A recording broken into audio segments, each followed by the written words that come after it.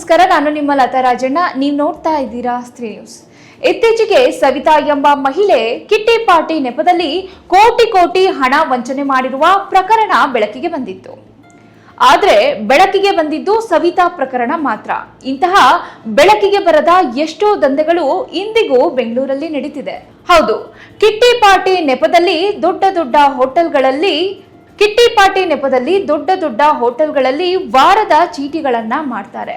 ಅದು 50,000 ಲಕ್ಷದ ಚೀಟಿಗಳಲ್ಲ, ಬದಲಿಗೆ 50 ಲಕ್ಷ ಕೋಟಿ ಕೋಟಿ ಹಣದ ಚೀಟಿ ವ್ಯವಹಾರಗಳು.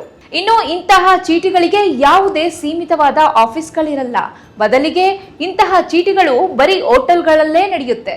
ಇನ್ನು ಇಂತಹ ಚೀಟಿಗಳನ್ನ ನಡೆಸುವ ದೊಡ್ಡ ಮಹಿಳೆಯರ ಗುಂಪೇ ಇದೆ. ಈ ಮಹಿಳೆಯರು ಹಣದ ಅವಶ್ಯಕತೆ ಇರುವ ಅಸಹಾಯಕ ಮಹಿಳೆಯರನ್ನೇ ಟಾರ್ಗೆಟ್ ಮಾಡ್ತಾರೆ. ನಂತರ ಅವರ ಬಳಿ ಚೀಟಿ ಹಾಕ್ಸಿ ಅವರ ಅವಶ್ಯಕತೆಗಳನ್ನ ತಿಳ್ಕೊಂಡು ಅವರು ಚೀಟಿ ತೆಗೆದುಕೊಳ್ಳುವ ಸಂದರ್ಭದಲ್ಲಿ ಚೀಟಿಗಳನ್ನ ಬೇಕಾಬಿಟ್ಟಿ ಕೂಗಲಾಗುತ್ತೆ. ಆದ್ರೆ ಹಣದ ಅವಶ್ಯಕತೆ ಇರುವ ಮಹಿಳೆಯರು ಚೀಟಿ ಅರ್ಧ ದುಡ್ಡಿಗಿಂತ ಕಡಿಮೆ ಹೋದ್ರೂ ಸಹ ಚೀಟಿಯ ಹಣವನ್ನ ತೆಗೆದುಕೊಳ್ತಾರೆ. ಆದ್ರೆ ಇಂತಹ ವಾರದ ಚೀಟಿಗಳಲ್ಲಿ ಹಣವನ್ನ 3 ತಿಂಗಳಲ್ಲಿ ಕ್ಲಿಯರ್ ಮಾಡುವ ಪದ್ಧತಿ ಇರುತ್ತೆ. ಹಾಗಾಗಿ ತೀವ್ರ ಹಣದ ಅವಶ್ಯಕತೆ ಇರುವ ಮಹಿಳೆಯರು 3 ತಿಂಗಳಲ್ಲಿ ಹಣ ಮರುಪಾವತಿಸಲು ಆಗೋದಿಲ್ಲ.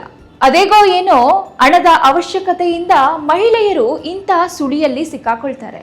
ಹಣ ವಾಪಸ್ ಕಟ್ಟೋಕಾಗದೆ ಎಷ್ಟೋ ಮಹಿಳೆಯರು ಸೂಸೈಡ್ ಮಾಡ್ಕೊಂಡಿದ್ದಾರೆ. ಇನ್ನು ಎಷ್ಟೋ ಮಹಿಳೆಯರು ಊರನ್ನೇ ಬಿಟ್ಟಿದ್ದಾರೆ. ಇಂತಹ ಸುಳಿಯಲ್ಲಿ ಸಿಕ್ಕಾಕೊಳ್ಳುವಂತಹ ಅಸಹಾಯಕ ಹೆಣ್ಮಕ್ಳು ಇದರಿಂದ ಆಚೆ ಬರೋಕಾಗದಲ್ಲೇ ನರಳಾಡುವಂತಾಗುತ್ತೆ. ಆದ್ರೆ ಇದರ ಹಿಂದೆ ಅಡಗಿರುವಂತಹ ದಂಧೆ ಇನ್ನೂ ಬೆಳಕಿಗೆ ಬಂದಿಲ್ಲ.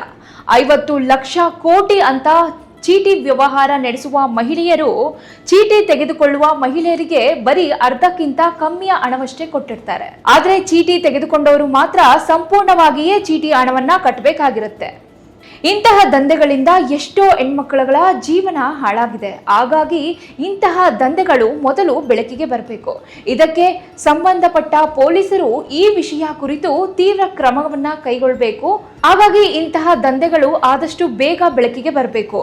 ಇದಕ್ಕೆ ಸಂಬಂಧಪಟ್ಟ ಪೊಲೀಸರು ಈ ವಿಷಯ ಕುರಿತು ಕ್ರಮ ಕೈಗೊಂಡ್ರೆ ಹಾಗಾದ್ರೂ ಎಷ್ಟೋ ಅಸಹಾಯಕ ಹೆಣ್ಮಕ್ಳುಗಳ ಜೀವನ ಹಾಳಾಗೋದಾದ್ರೂ ತಪ್ಪುತ್ತೆ. ಸೊ ಇದಾಗಿತ್ತು ಇವತ್ತಿನ ವಿಶೇಷ. ಇಂತಹ ಮತ್ತಷ್ಟು ಇಂಟ್ರೆಸ್ಟಿಂಗ್ ವಿಷಯಗಳಿಗಾಗಿ ನೋಡ್ತಾ ಇರಿ ಸ್ತ್ರೀ ನ್ಯೂಸ್. ಇದು ಹೊಸ ಅಧ್ಯಾಯ.